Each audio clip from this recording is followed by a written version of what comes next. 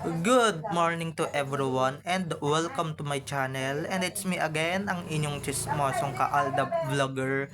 Gusto ko munang magpasalamat sa inyong lahat sa mga walang sawa na tumatangkilik, nanonood, sumusupport at sumusubaybay ng mga content ko here on my YouTube channel. So wag ninyong babaktawan o lalaktawan tong ating content ngayong araw. I'm sure na hindi ninyo pagsisisihan na pinanood nyo ito mula umpisa hanggang hulihan. And syempre, wag kayong mag-i-skip ng segment, okay? Buuin nyo to start to finish, and don't forget to share this video. So, dumako na tayo sa ating main topic for today's video. Karapat dapat na talagang mag-resign na talaga bilang congressman si Arjo Atayde dahil hindi na healthy ang kanyang pagiging congressman, dahil kalat na yung yaman niya na hindi naman galing sa kabutihan. So, ito na guys, watch this. Mamaya ipapaliwanag sa inyo ng buong buo. So, ito na guys, watch this. At kung nakita nyo na ngayong recap, so dumako na tayo sa ating main topic for today's video. Gaya nga ng sinabi ko kanina, alam mo, he deserves to be to be resigned on his position dahil hindi na healthy guys. Hindi na healthy ang kanyang position sa Kongreso. 'Di ba? Dahil yung yaman niya is kalat na yung yaman niya na hindi naman yung yaman niya na hindi naman galing sa kabutihan, kalat na ngayon. 'Di ba? Kung hindi siya nagpa-interview, kung hindi siya nagpa social media, 'di ba, nung araw, 'di ba? Ang yabang-yabang. Yun naman pala yung mga pinagyayabang niya, 'di ba? Yung mga pinagyayabang niya is galing naman pala sa kasamaan. Alam niyo kung ba't nasabi kong karapat dapat siya nag-resign, kung ba't siya karapat dapat talagang bumitaw na sa kongreso, pagiging congressman. Ito lang ha, number one at most of all guys, wala naman siyang ginagawang kabutihan sa kanyang sinasakupan bilang congressman, okay? Diyan sa QC, may nabalitaan na ba tayong project, ni katiting na project na ginawa niyan? Lahat naman ng project na ginawa niyan, puro taliwas sa original plano na magiging project, di ba? So, doon pa lang mga ka-ADN, at ito saan kayo nakakita ng congressman ninyo? Imbis na kayo yung tupagin, kayo yung asikasuhin. Ano yung inaasikaso? Ano yung inatupag niya? Wala. Yung asawa niyang jokla, 'di ba? Yung asawa niyang bakla, yun yung inaatupag niya most of the time. Yun yung inaatupag niya, yun yung pinaglalaanan niya ng oras. Imbis na asikasuhin kayo, imbis na, 'di ba? Imbis na asikasuhin, um imbis na anong tawag dito, 'di ba?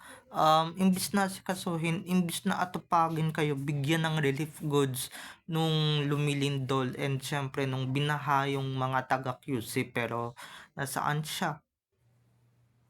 'Di ba, nasan si Arjo ng mga panahon na kailangan siya ng mga constituents niya? Wala, 'di ba?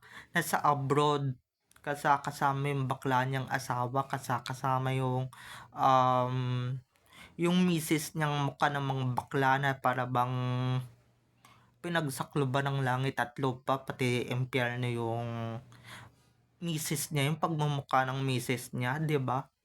Ngayon nararanasan na nila yung impyerno. Pero sorry na lang guys sa mga nasabi kong katulad ng impyerno, okay?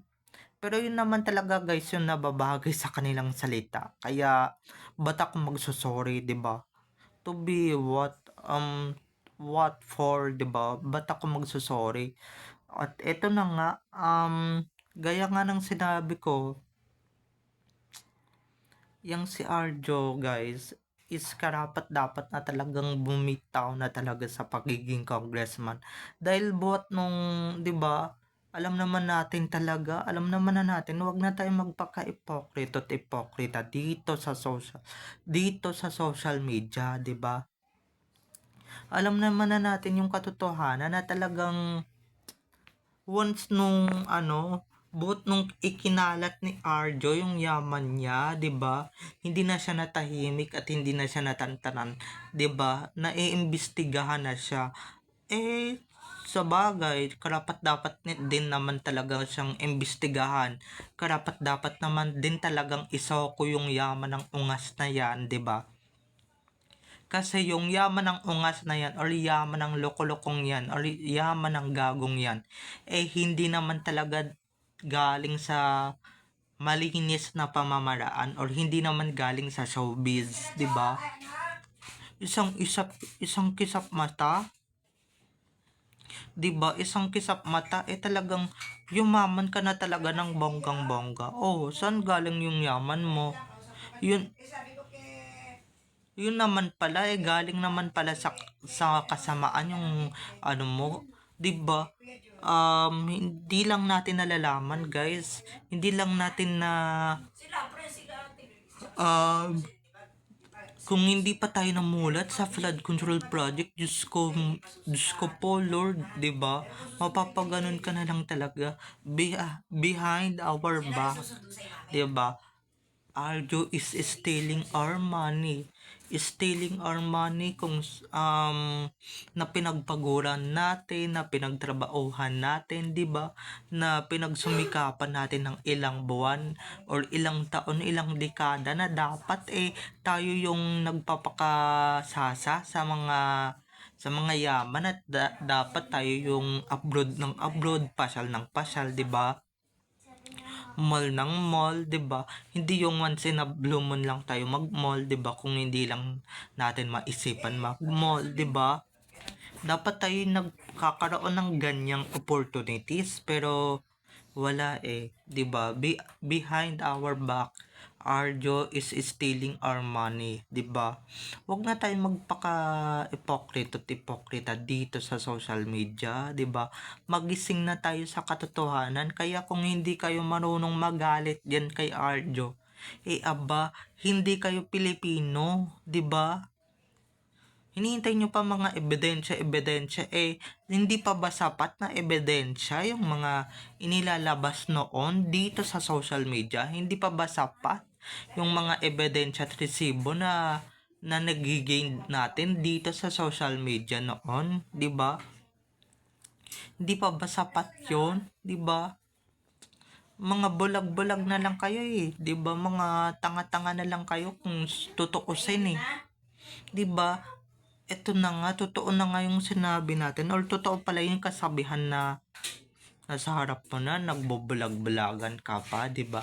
Ganyan yung mga netizen na ang dali-daling magpapaniwala sa mga fake news, ang dali-daling magpapaniwala sa mga bagay-bagay dito sa social media. Kaya sorry na lang ha mga ka-ADN.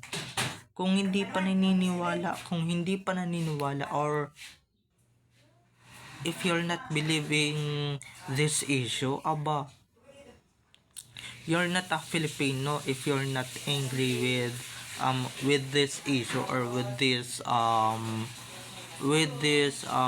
issue. Kung hindi ka pagalit, 'di ba? Baka nasa inyo na yung problema, 'di ba?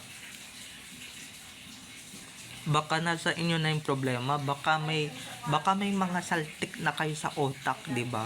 Kung hindi pa kayo marunong magalit, kung hindi pa kayo marunong, 'di ba? Kung hindi pa kayo marunong magalit. Yung mga nagagalit din naman dito, 'di ba? Yung mga nagagalit and syempre yung mga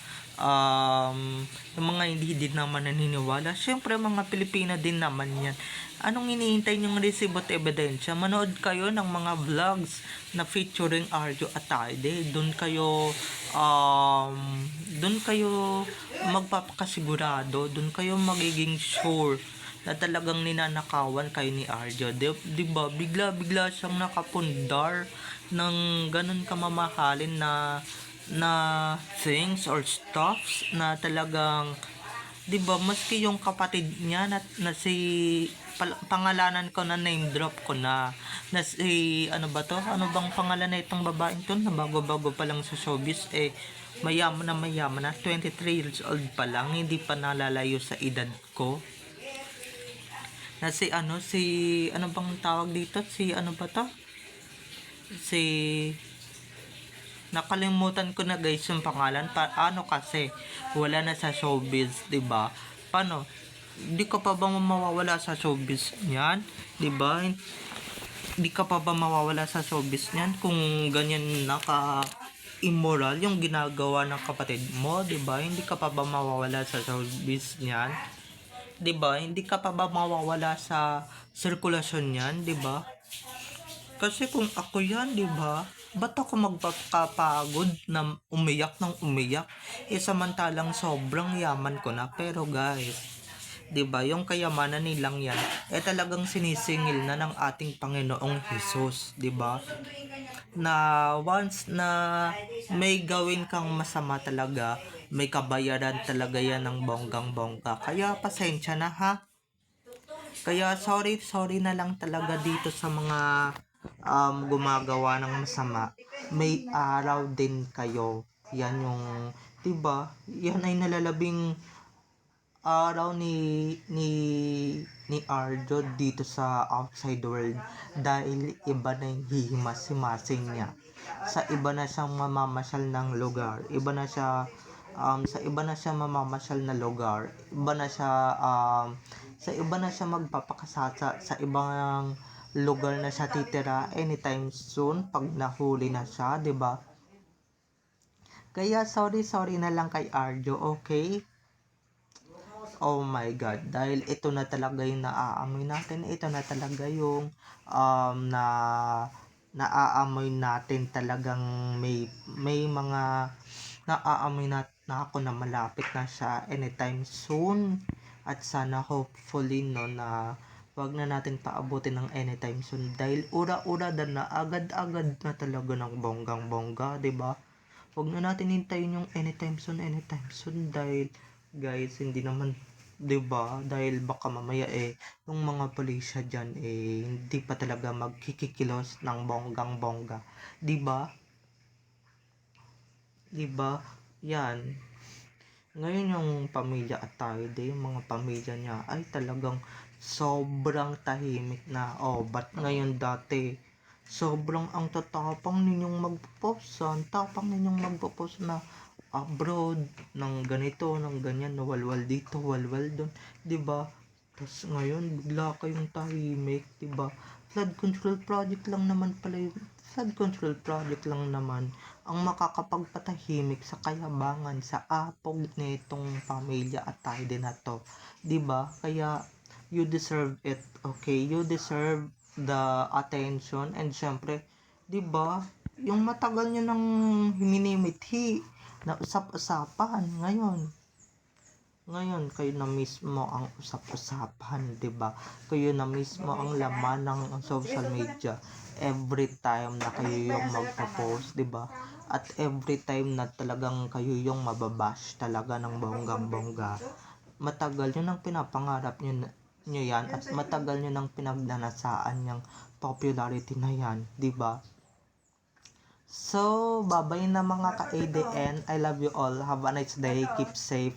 And God bless everyone. Don't forget to subscribe to my YouTube channel. And syempre, don't forget to click the notification bell para pag nag-upload ako, kayo agad ang unang-unang manonotify sa aking mga susunod pang i-upload na mga videos. Okay?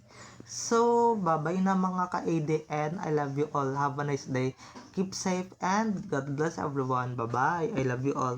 Enjoy watching. I love you all. Bye-bye.